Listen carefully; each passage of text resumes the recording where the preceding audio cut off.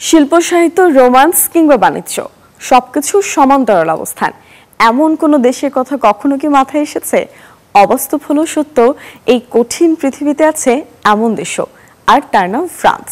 একদিকে শিল্প সাহিত্য রোমান্সের আঁতুড়ঘর, অন্যদিকে ব্যবসা বাণিজ্যের নিরাপদ আশ্রয়স্থল।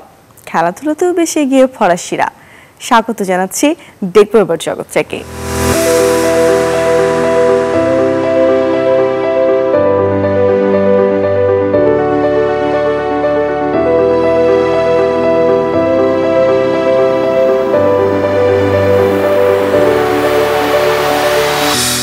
ফ্রান্স ঐতিহাসিক ও সাংস্কৃতিক দিক থেকে পশ্চিমা বিশ্বের সবচেয়ে গুরুত্বপূর্ণ দেশগুলোর মধ্যে অন্যতম।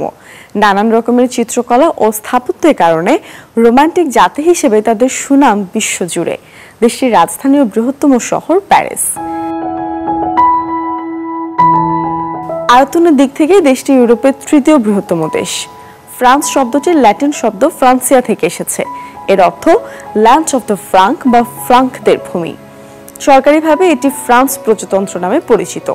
এর উত্তর পূর্বে বেলজিয়াম ও লুক্সেমবার্গ, পূর্বে জার্মানি, সুইজারল্যান্ড ও ইটালি, দক্ষিণ পশ্চিমে অ্যান্ডোরা ও স্পেন, উত্তর পূর্বে ইংলিশ চ্যানেল, পশ্চিমে আটলান্টিক মহাসাগর, উত্তরে উত্তর সাগর এবং দক্ষিণ পূর্বে ভূমধ্য সাগর। বাংলাদেশ থেকে প্রায় ৭,৯০০ কিলোমিটার দূরের দেশ ফ্রান্স।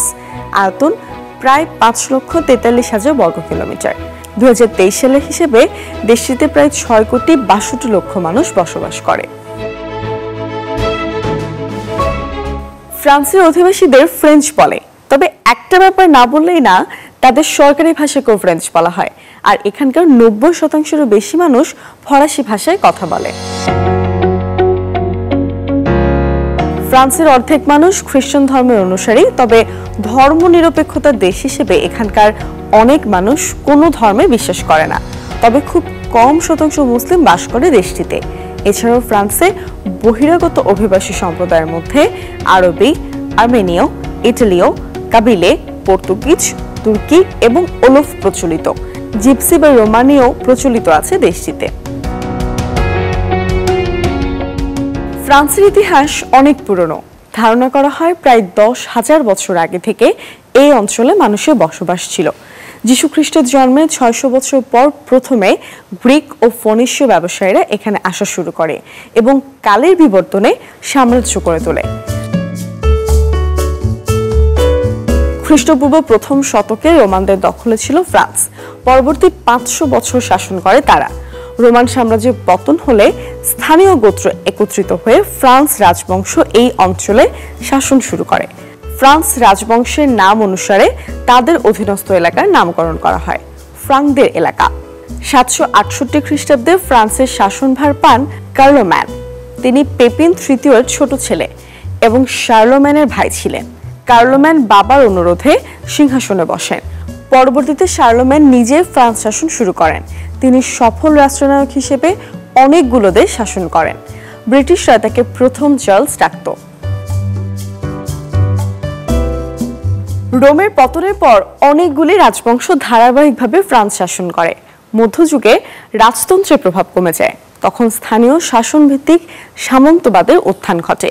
১৪ থেকে ১৮০০ শতক পর্যন্ত আবারও রাজতন্ত্রের ক্ষমতা ধীরে ধীরে বৃদ্ধি পায়। ১৭৮৯ সালে ফরাসি বিপ্লবে রাজতন্ত্রের পতন ঘটে। এরপর বহু দশক ধরে ফ্রান্স রাজনৈতিক বিশৃঙ্খলার মধ্য দিয়ে দীর্ঘ পথ অতিক্রম করে। এরপর নেপোলিয়ন বোনাপার্টের শাসনামলে ফ্রান্স একটি সুসংহত প্রশাসনিক রাষ্ট্র হিসেবে প্রতিষ্ঠা লাভ করে। দ্বিতীয় বিশ্বযুদ্ধের পর ফ্রান্স তার অর্থনীতিকে আবার গড়ে তোলে এবং বিশ্বের একটি প্রধান শিল্প রাষ্ট্র হিসেবে আবির্ভূত হয়। বিশ্বযুদ্ধের পর প্রভাবশালী নেতা চার্লস দ্য গলে ফ্রান্সের প্রেসিডেন্ট হিসেবে দায়িত্ব নেন। নতুন সংবিধান দিয়ে গণতান্ত্রিক শাসনের প্রতিষ্ঠা করতে শুরু করেন তিনি ধর্মনিরপেক্ষতায়ও যথেষ্ট ভূমিকা রাখেন। শিল্প সংস্কৃতির ঐতিহ্যে ভরা দেশ ফ্রান্স। মধ্যযুগ থেকেই প্যারিস পাশ্চাত্য সাংস্কৃতিক জীবনের কেন্দ্রবিন্দু।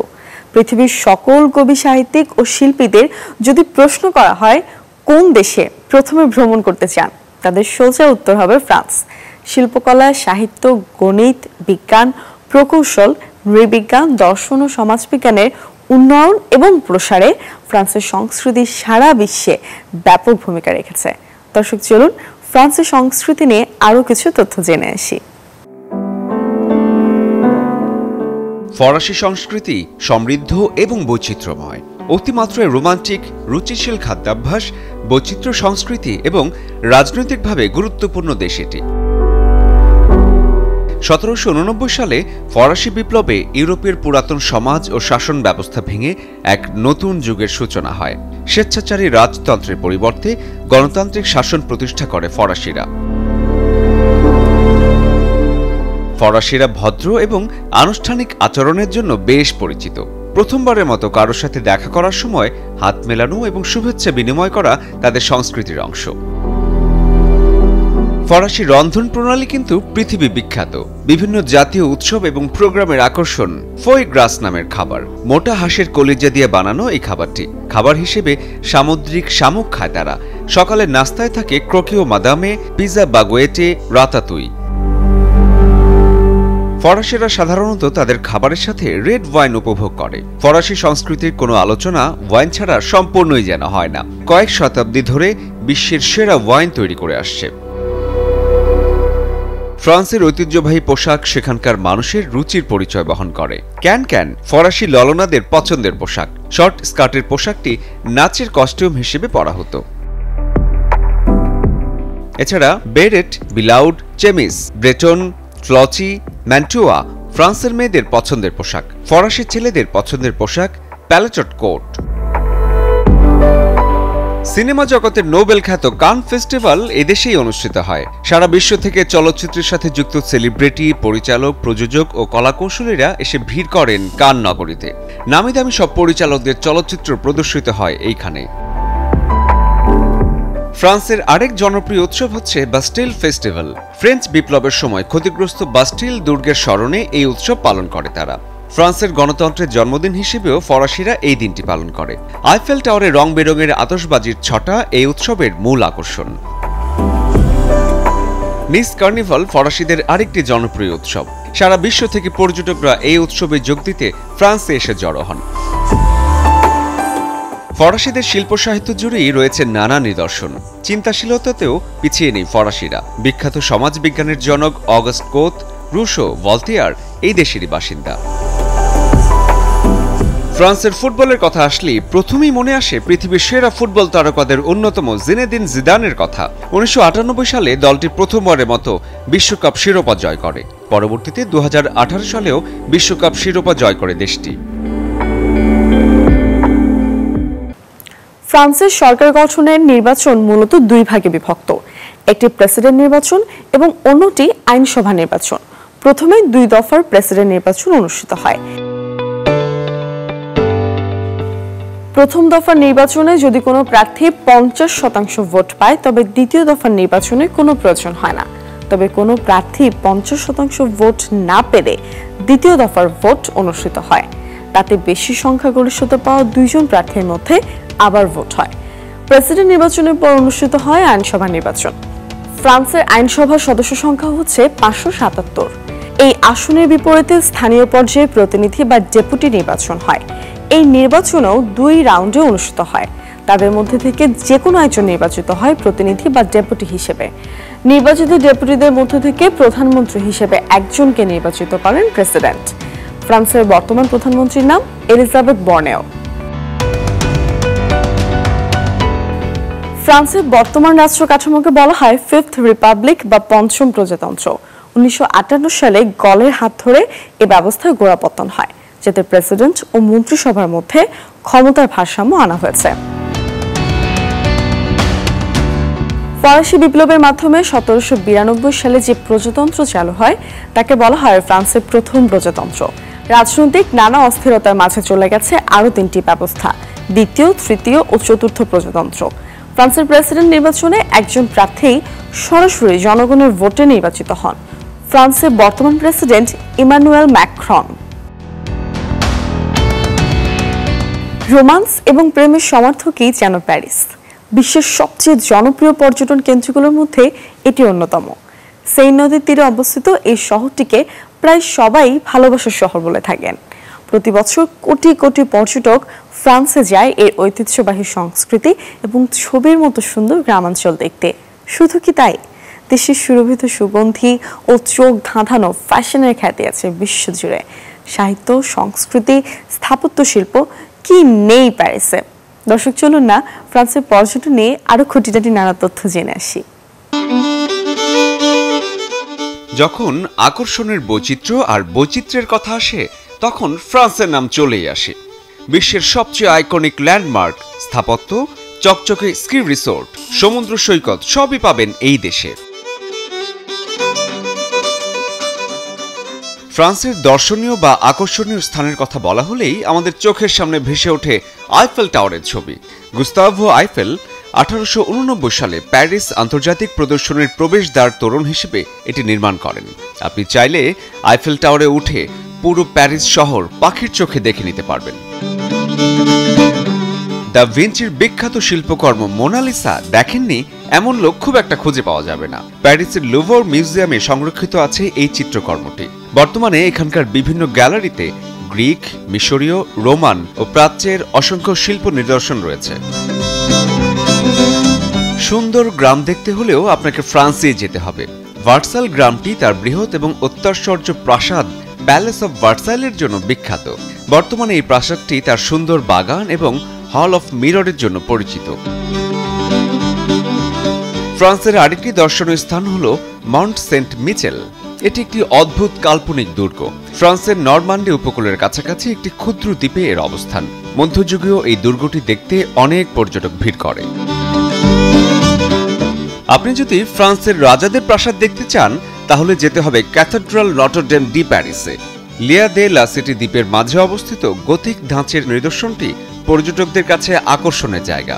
এটি নির্মাণ করতে প্রায় 150 বছর সময় লেগেছিল।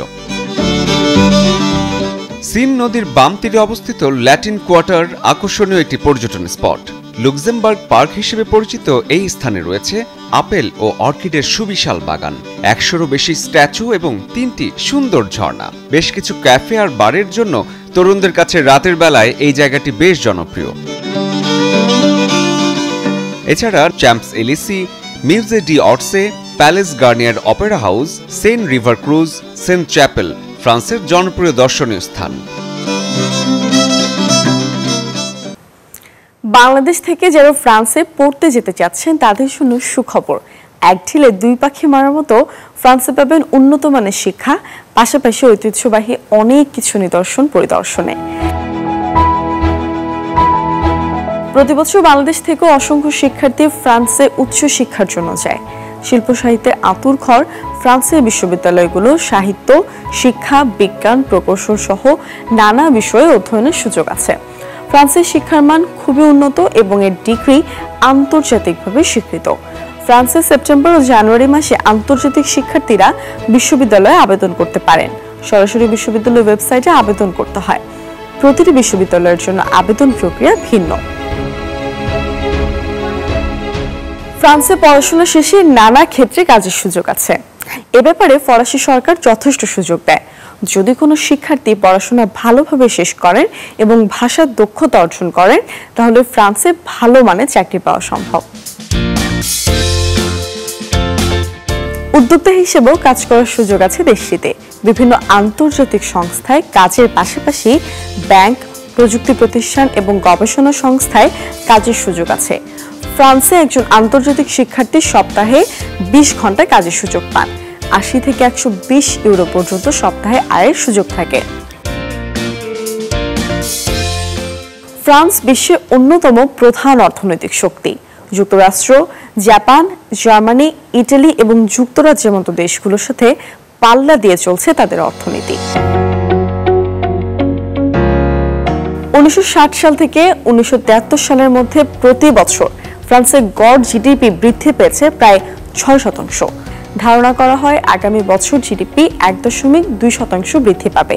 ফ্রান্স বিভিন্ন দেশে প্লেন, হেলিকপ্টার, মহাকাশযান, গাড়ি, মোটরগাড়ি যন্ত্রাংশ, ওয়াইন সহ নানা পণ্য রপ্তানি করে। আপনি চাইলেই কোনো মৃত ব্যক্তিকে বিয়ে করতে পারবেন, আর এই রীতি প্রচলিত আছে ফ্রান্সে। কি দর্শক, এরকম আরো মজার কিছু তথ্য জানতে চান? চলুন জেনে আসি।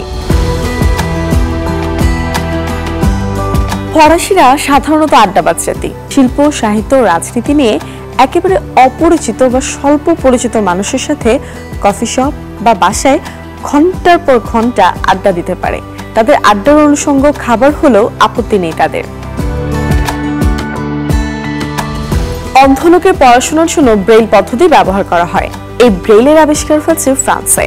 লুইস ব্রেইল সর্বপ্রথম ব্রেইল আবিষ্কার করেন। তিনি নিজেও একটি অ্যাক্সিডেন্টের কারণে চোখে দেখতে পারতেন না। অন্ধতা দিয়ে পড়াশোনা করার আগ্রহের কারণে তিনি অনুধাবন করে এই পদ্ধতি আবিষ্কার করেন। Tour de France cycle race 100 বছরেরও বেশি সময় ধরে চলছে। বিশ্বের সবচেয়ে মর্যাদাপূর্ণ সাইক্লিং রেসটি প্রথমে 1903 সালে অনুষ্ঠিত হয়েছিল। এটি দুটি বিশ্বযুদ্ধের জন্য বাদে প্রতি বছরই চলছে। 2020 সালে করোনা ভাইরাস মহামারীর কারণে রেসটি করা সম্ভব হয়নি। মৃত ব্যক্তিকে বিয়ে করার রীতি আছে দেশটিতে। দেশটির আইন অনুসারে সংবিধানে স্পষ্টভাবে এর উল্লেখ আছে। 1950-এর দশকে পাশ করা একটি আইন মতে ফ্রান্সের লোকেরা তাদের মৃত বাগদত্তাকে আইনগতভাবে বিয়ে করার অনুমতি দেয়। দেখব এবার জগৎ থেকে আজকের পর্ব এটুকুই। আগামী পর্বে নতুন কোনো দেশের গল্প নিয়ে আমি আবারও হাজির হব। আর যদি জানতে চান আপনার পছন্দের কোনো দেশ সম্পর্কে, তাহলে আমাদের ফেসবুক পেজ কিংবা ইউটিউবে গিয়ে কমেন্ট করে জানাতে পারেন আপনার পছন্দের দেশ কোনটি।